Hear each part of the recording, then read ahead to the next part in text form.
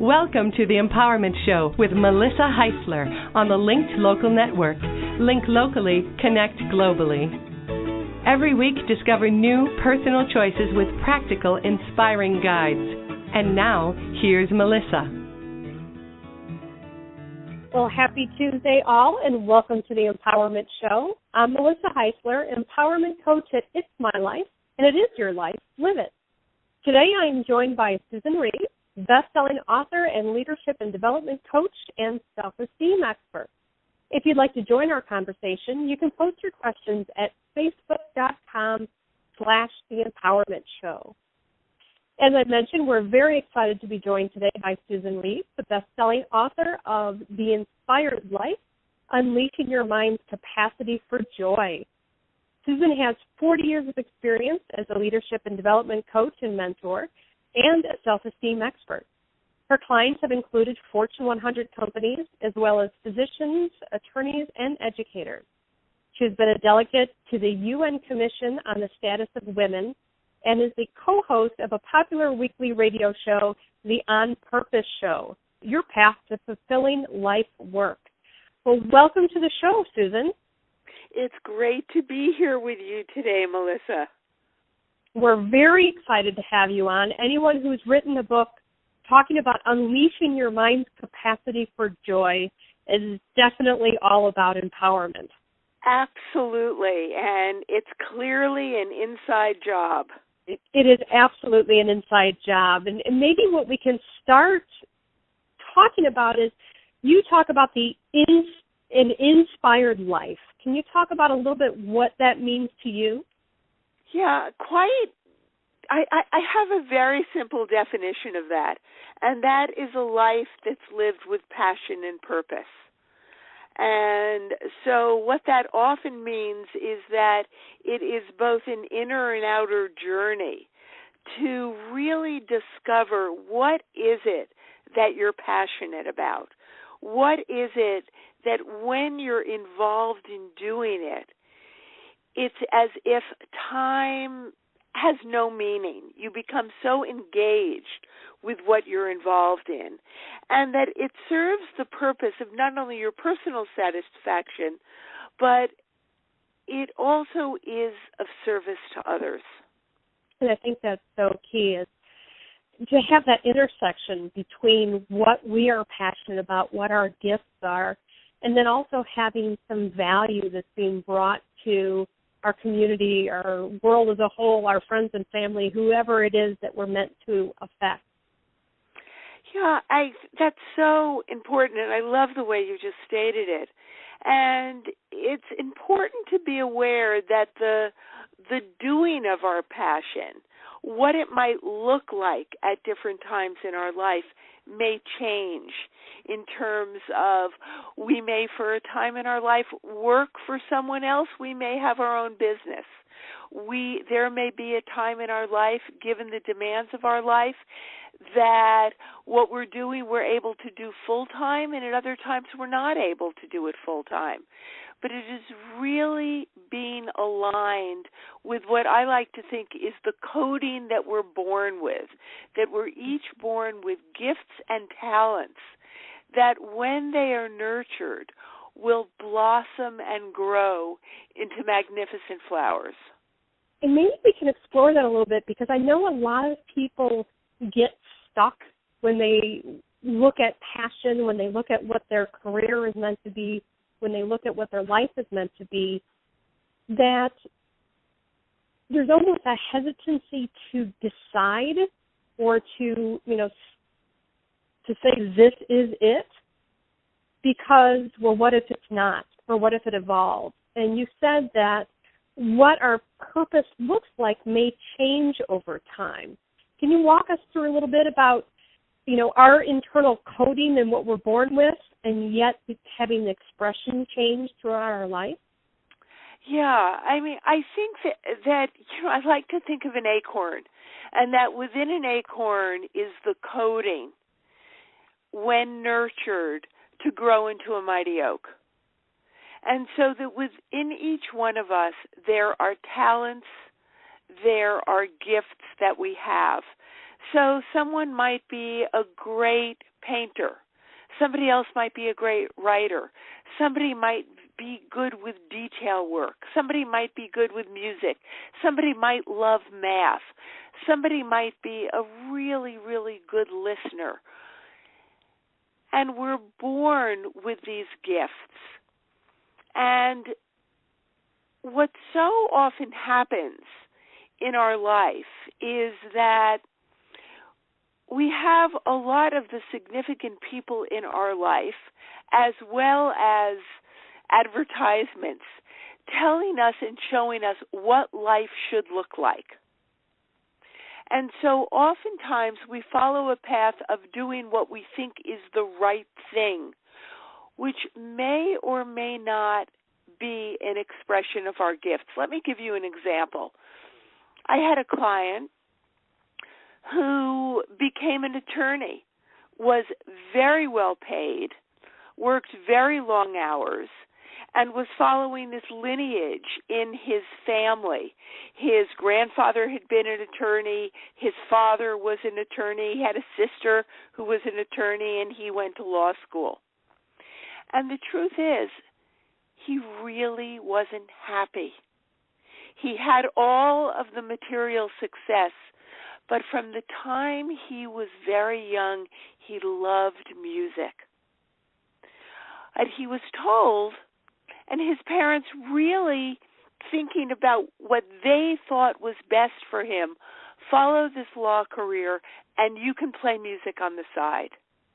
And so he did what he thought was the right thing to do and wound up, while having material success, as extremely unhappy. And so his unhappiness was so great that it was affecting his relationships, it was impacting his health. And when I started working with him, he really had no idea about what direction to go in. He was actually feeling quite badly about himself because from the outside, his life looked so good. Why should he be complaining? And yet, he really wasn't fulfilling his passion. His purpose was always to serve. He wanted to be helpful to people, but he really wanted it to do that through his music and not through creating reams and reams of information for court cases. And so what occurred is that the time he was an attorney wasn't wasted because he learned a lot through that experience. But when he was in his early 40s, he decided to go back to school, to study music, to be a musician, and to be a music teacher. And that's what he's doing now. He's composing some of his own music, and he's teaching students, and he is so fulfilled. That is an amazing story, and it brought up so much that I'd like to talk to you about. Sure. You talked about the outside forces, family, I'm sure, the schools, teachers, everything from the outside, our society's definition of success, that all these outside forces told him what his life should look like and what he should go for. And it sounds like he had both a mental, maybe spiritual, and health crisis that made him look inside. How do people find that power or find that voice of their inside? Well, I think one of the things that you've said is so important to underscore, and that is oftentimes what drives us to look inside, the impetus to look inside, is we're experiencing a huge ouch, whether that is in terms of a health crisis, a financial crisis, a relationship crisis. And what was particularly challenging for him was the guilt that he felt because his life, the lifestyle he was able to live through the salary he had through being a lawyer, was something that other people were envious of.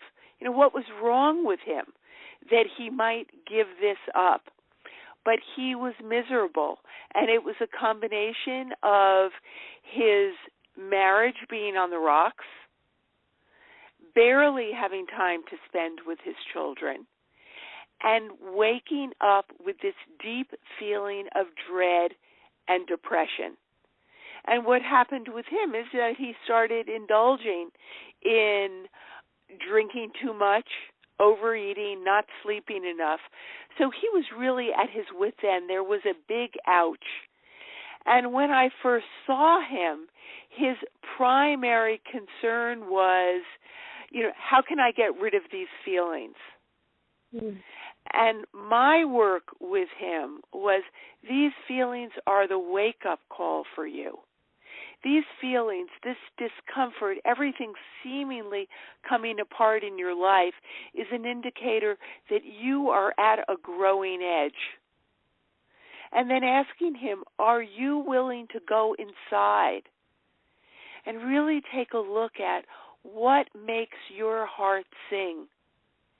And he said in this very soft voice during our first conversation, during our first coaching session, I've always loved music. And that was the doorway in. There was a lot of deep work to do in terms of freeing himself for being angry at himself, for wasting time, for wasting money, going to law school, for possibly being a disappointment to his parents by making this change. So he had to move through that, as well as truly claim that he has a right to be happy, and there wasn't wasted time. He learned valuable lessons along the way. And now, if he would allow himself the time to explore from the inside out his heart song, then we could begin to explore what's the best path to take. I think one of the things that you brought up that is probably the hardest for us when we are going through these transitions is that when we do have the pain, when we aren't feeling right in our jobs, when maybe our health is suffering, maybe our relationships are suffering, and we look for ways to get rid of that feeling. And I just had, last week's show, we just had Eliana Dalad on, and we had that discussion about going through the conflict, going through the pain to find resolution. And I think our society and how we're trained is so much about not wanting to experience the bad. But do you agree Yes. that it's almost that's the catalyst for us to make changes? It's a catalyst, and it's also a starting point. When we don't know what we want, when we feel uncertain, afraid, unsure, we have to start where we are. I like to use the analogy of a GPS. When you're looking for directions for where you want to go, you must begin with your current location. If you don't put in your current location, you cannot get a route to where you want to go.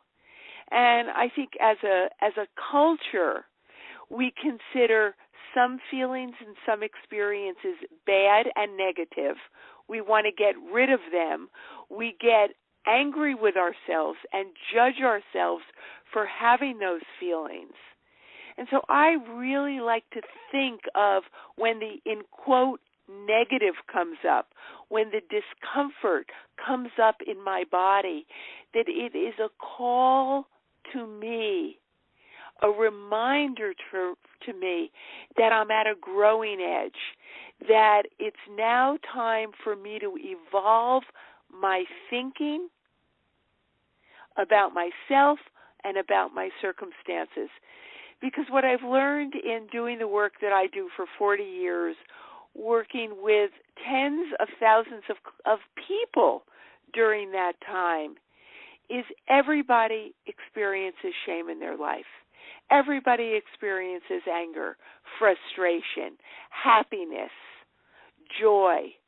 there's a full range of feelings. Yes, your circumstances may be different than my circumstances, but the energy that is in our frustration and our fear is powerful energy for us to harness to feed our dream, our vision of what our next chapter is. That's so powerful, and I'm guessing that one of the difficulties people have in embracing that next chapter is that feeling of regret, of time wasted, of maybe feeling powerless to change. I know a lot of us, it's the old idea of the midlife crisis and looking at, well, I've been doing this for 40 years, how can I make a change now? So how do you work with people to get them through that regret and that stuckedness, I guess?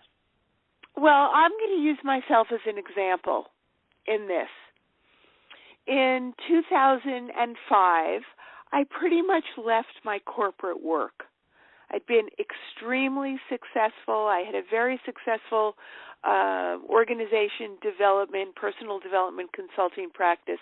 I worked with amazing people in multinational organizations, and it wasn't satisfying to me anymore. And it was difficult to leave because the money was very good, and quite honestly, the work was very easy. But I wasn't satisfied, so I left. And I traveled. I wrote a number of books. I focused more on my individual coaching practice. And I did that, and that was quite satisfying until about a year ago, when I felt that I had outgrown this. And I can say that I did have regrets. Why did I leave my consulting business? What was I thinking? Why did I do that? And because I've done this work for so long, I knew that staying with that regret for any length of time would only have me go further and further down the rabbit hole. And so I started exploring. I asked myself this question: if I knew success was guaranteed, who would I be and what would I be doing? And what it's brought me back to and what I'm doing now is I'm working with extremely successful leaders who are open to going deep, who are willing to look at themselves and see how they are blocking through their fears, through their uncertainty, through their experience of I'm not enough, how they are getting in the way of their own satisfaction and joy in their life. And so I could easily say, oh, why did I take all that time between 2005 and a year ago doing these other things, traveling, writing books? Well, I did it because I now bring to the work that I do with clients a much deeper perspective. I know what I always knew, but I know it more fully, that unless there is an alignment of our physical, emotional, mental, and spiritual being, we ultimately do not experience satisfaction in life. And there will be many different chapters in our life, and it's very valuable to have a guide to navigate those dark times. There's a lot of power in what you've said there, Susyn. I think the statement of, if I knew success was guaranteed, what would I be doing? And I've seen it so much with my clients as well, and myself and other people I've spoken to, that when we start to have that inkling that we need to make a change, that the first thing we do is put up the blocks. I don't have that education. I won't make enough money. It's too late in life. And oftentimes we don't see our purpose because we've put up those blocks. Do you find that as well? Absolutely. We're dissatisfied. We may have an idea that comes up that we have some juice about, but we immediately get lost in, how am I going to do it? I don't have enough money to do it. I don't want to disrupt my family. I don't know if I have the education for it. And so we rush into the how before we're really embodying the vision from the inside out. Because we are a doing. We've been trained as human doings rather than human beings. And so we have to learn to be. So I like to work with my clients in terms of, what are the qualities that you want to embody in your life? And then what's the doing based upon your particular gifts and passions that you'd like to do? Now, how can the qualities that you want to be and the actions that you want to take be aligned? And you brought up that alignment of spiritual, personal, mental, physical alignment. How do you work through that journey of from the inside out and also then working on the outside? How does that come together when you're working with somebody to help them find their being before they find their doing? Well, I want to say it's a dance.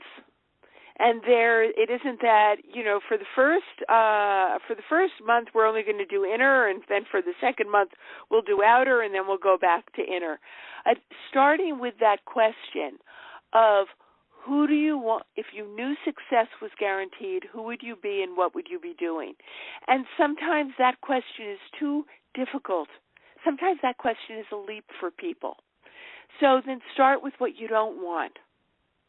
And let's just take a look at what you don't want. And because it's not my experience, we can be brilliant coaches, brilliant therapists, brilliant guides when it's somebody else's stuff, when it's somebody else's problem. So starting with that, what makes your heart sing? Now, I use a lot of inner work. I start my work with every session with a client with a centering, with an acknowledgement of an inner experience. And I give assignments so it may be that we're having a session once a week. Okay, between week 1 and week 2, every day write an answer to that question. If success were guaranteed, who would I be and what would I be doing? Rather than searching for an answer that you must have immediately, be open to the curiosity and the discovery of what surfaces. It's amazing to talk about, because it is, and it seems so counterintuitive, I think, from the society that we're in right now. But it is that quiet time. It is that inner work, that inner exploration that can give us so much more clarity than going to a chalkboard and putting up our tactics and objectives. I think we tend to jump into that before we really know what our goal is. And it sounds like that inside work is talking about, what's our true goal? What do we truly want to experience? And then we can work on the outside and say, okay, what does that look like in the physical world? Yes, and what happens with that, and this is where, whether you call it the law of attraction, whether you call it the creative process, I have seen this over and over again. I've experienced it, countless times in my personal life, and I've seen it with clients. We get clear about the what. And then it seems as though magically resources appear on our path. We overhear a conversation online at the supermarket. Somebody's talking about a book that is related to what I'm thinking about right now. And I have the courage to say, I just heard you mention that book. Would you please tell me the title again? It sounds really interesting. Or we get a phone call that gives us, that somebody's asking us to attend a program a seminar or go and see a play that's about a topic that's interesting to us. I'd like to share one story. Many years ago, I worked with a dean in a medical school who had contacted me because she wasn't sure how to approach a particular chairperson. There was a problem in the area. And so she was asking me, how should I do it? And I said to her, let me videotape you, and you'll do the conversation. She was wondering, should she be direct or indirect? Now, I must say, I thought direct was the way to go, but I really wanted her to see the difference. So I met with her. I videotaped a number of different conversations. She got really clear about being direct. She also got very clear about that the relationship with this chairperson was important. So she paid a lot of attention to the language, the way she would express what she wanted to express to him. And about 3 days later, she had an appointment scheduled with him. She called me after the appointment, and she said, I want to tell you what happened. He walked into the office, and he said, before we start this meeting, I would like to apologize the way I handled that situation a few weeks ago. Now, this is what she was going to talk with him about. And what I said to her is, this is the magic of taking the time to get clear. It got handled. She really didn't have to say anything. Her work was in the clarity. That is such a powerful example. And I'd like to also, you brought up the law of attraction, and I have a couple different views on that, and I think it can help a lot of different people embrace what you were talking about. Is a lot of people see the law of attraction and see it as this mystical thing that happens when you put your intentions out there, which that can be true. I've seen it be true. But if that's not something that you personally believe in, I've also seen it manifest. I believe it's the reticular activating system, if we go into our mind. And it's one of those things where there is so much information coming to us at all time, the radio, the television, all our senses, everything that's going on in our life. Our brain can't process it all. So when we define and get that clarity on the what, when we set our intention, it tells our mind what information to pick up on. So your example about hearing about a book in the grocery store, if you weren't tuned into, I want to know more about automobiles, having somebody in the store talk about this great book about automobiles, you might not hear it because your brain isn't picking up on that information. You haven't told it that that's important. So when you get that clarity, when you have those intentions, you're telling your mind what it is you want to receive. And then you will be more attuned to it and hear it and notice it and be aware of it. Exactly. If there's time, I have an example that happened to me yesterday. I'm in San Francisco visiting my family, and I spoke in a church here on Sunday and led a workshop. And Monday morning, I reached for my iPad, and it wasn't in my bag. And I looked around, and I thought, oh, I must have left it at the church. So I sent an email there and really felt fine about it because I was pretty sure I had left it there. And went about my day. I really wasn't worried about it at all. And last night, I got an email saying, you know, we've looked all over the church. It's not here. I hope someone didn't take it. You know, let me know if it shows up. And I said a prayer that I say when something's missing. And the prayer that I say is, reveal yourself with great authority. And so I said, reveal yourself. And, you know, seemingly out of the blue, I had this impulse to look on a side of the bed that's near the wall.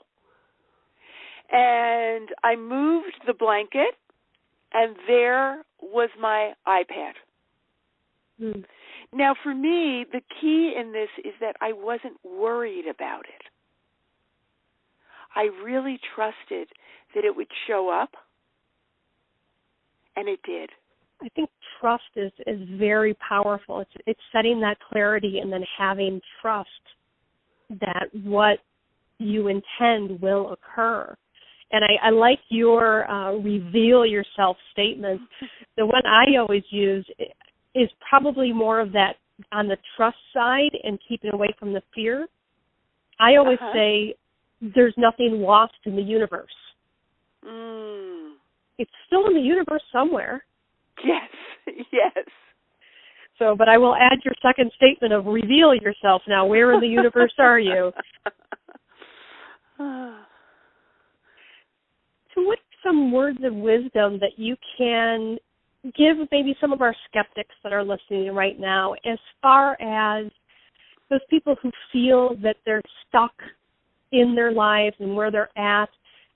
Can everyone live an inspired life? Is that possible? I believe that it's possible, ultimately, in a theoretical sense, yes, I believe it's possible for everyone. It takes the kind of commitment that someone who is training for a marathon. It takes that falling off the horse and getting back on again. And so the willingness to play with imagining a result accomplished. Now, again, not how you're going to get there. Start your day. Here's an example I gave in my first book, Choose Peace and Happiness. And that is, imagine that it's now the end of the day and that you have found loose change throughout the day. And you are telling a member of your family, or you're thinking to yourself in this very short visualization, whoa, I found a lot of loose change today. Isn't that great? And then just go about your day. And what I can guarantee is that there's a good likelihood on the very first day that will happen. Instead of searching for it, if you imagine that visualization, I'm home from work, I'm sitting in my favorite chair, and I'm having this thought, wow, I found a lot of loose change today. That's great. And then go about your day and see what pops up. I think it's really important and valuable and empowering to start using these techniques, not with the biggest issue that you've had all your life, but start using them on things that you're playing with. Notice if you think about somebody, my guess is that all of the listeners can think of a time that they've thought of somebody, and then the phone rang and it was that person, or they ran into that person on the street or in the store, or somebody mentioned that person to them. I mean, there is that delicate balance of clear focus and letting go and spaciousness for God, the loving energy of the universe, to bring to form, to be our partner in leading us, in my case, to where my iPad was. Those are some beautiful illustrations of how all of us can find our inspired life. And I agree with you. What I heard you saying is that it takes that commitment, that high, low, good, bad, you're going to be committed to the process, that you're going to be clear on your intention and visualize it actually happening. Mm-hmm. And then I love, to have the acknowledgement, big and small achievements, really see them happening and celebrate them happening. Yes. So that you can teach yourself that trust. Yes, exactly. And it's a process. It's learning. I mean, there's a skill part of it, and then there are the qualities. There's the trust. There's the faith. There's the willingness to ask for help. There's the ability to reframe what we consider negative things in our life as reminders, as a call for us to evolve our perspective, to grow into the fullness of who we are. And that is a beautiful, beautiful statement for us to end on. This half hour flew by, Susyn. It's been lovely having you on. Our listeners can learn more about you at Susyn Reeve, that's SUSYNREEVE.com.